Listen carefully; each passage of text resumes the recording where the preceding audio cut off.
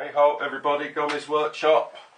Today I have been sent a bolt with a broken spring, and the question I got was, is it okay to run this bolt with a broken spring?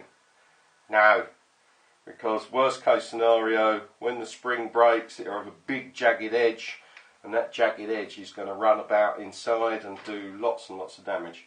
But straight away, first thing I noticed with this bolt, because you don't clean your gun at all, you've got O-ring groove wear. Now this is either just down to just pure amounts of dust and dirt, or you've been running reballs. The Luxe really doesn't like reballs, not to mention the whole legal issue of reballs, but we won't go there because it bores people. If you've got wear here like 2 rings that go all the way round, you need to keep your gun clean. And we can already see that there's lots of evidence of grit and gravel damage up here. Every time you mark the outside of this bolt, you're going to affect its sealing capability. Remember that this is part of the sealing system. There's an O-ring that wraps around the bolt on the front of the can. This is an internal part of the sealing system. Any damage to this bolt will stop it sealing properly, will make your gun run inefficient. You're then going to blame the product because you think it's the gun's fault. And it's this. Look after your guns, boys. Now, tip 2, secret for life.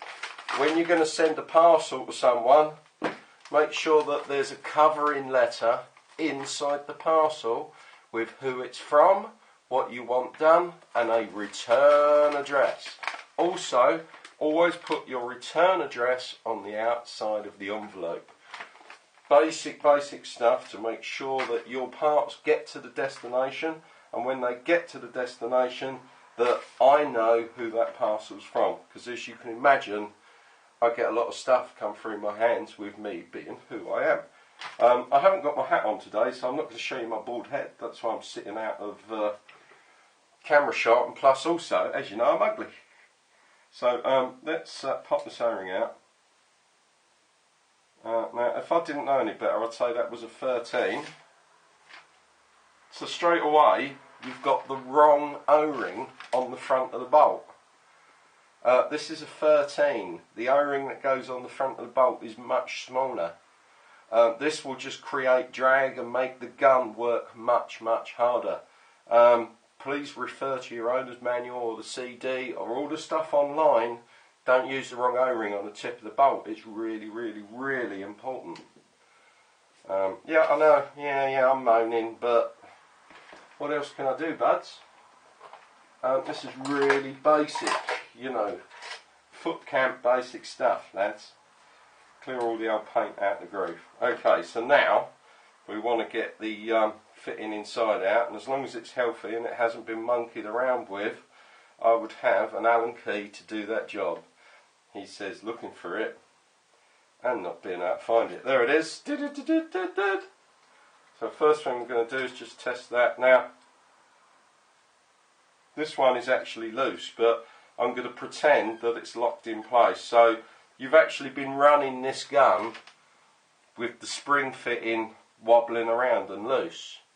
Maintenance is really important. I can't stress to you enough how important maintenance is on a gun. This should actually be sealed and locked in place. So I'm going to pretend that it's sealed and locked in place. Okay, so it's got some thread lock on. What we're going to do, I can't undo this if it's got thread lock on. It will just twist this Allen key because this Allen key is so long. So what we would do, we'd go, we're going to heat this front up, and we're not talking cherry red. Don't melt the thing. You want to be able to just touch it like that. Okay, when you get to that temperature, it would undo as easy as I'm undoing it now. Okay, there we are. This is the later spring retainer and guide. You can reuse this as many times as you want. Let's give it a little clean. Shouldn't really be using my CD bag, but never mind. Just give that a little clean. And what we're going to do is we're going to put this inside of here. Okay, like so. That goes on the inside, and then what we're going to do is we're going to apply some thread lock. Now this is it's a mild thread lock because we want to be able to get it off. Don't go using bearing or stud retainer. So we're just going to pop a little drop on to the end of this thread. Now most people say this is not necessary by Luxe. The harmonics and vibrations in this gun will undo this.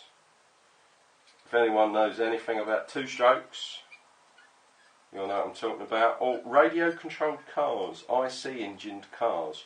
Why do your nuts and bolts always come loose? So that's your new spring in there. That's locked in place now.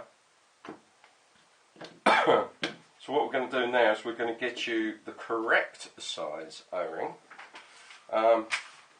which I have somewhere, believe it or not.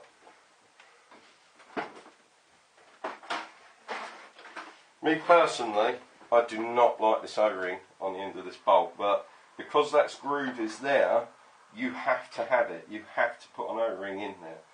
Full stop. You can't run it without. Because on its rearward passage, it would interfere with the detents. Okay, so I now have the correct size O-ring. Basically it's 2 sizes down, but it's really important, dudes. I can't stress enough how important it is to have the correct parts. Let's just check, see how sharp the front of that bolt is. Oh, that's actually okay.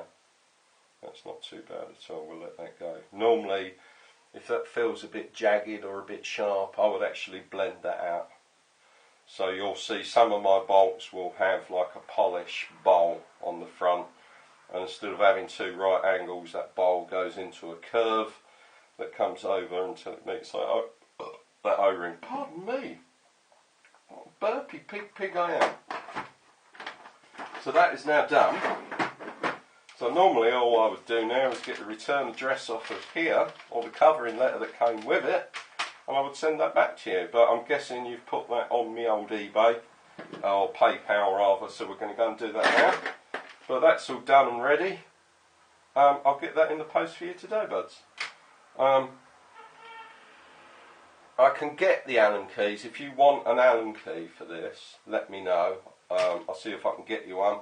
I can get these ones, but I have to import these, dudes, so, you know, these are going to be quite expensive. You're going to be looking at like 12 quid, something like that. I'll see what I can do inside of the UK, but I think I'm going to have a real hard problem getting this in the UK. It's not the size, it's the length that's going to be the problem.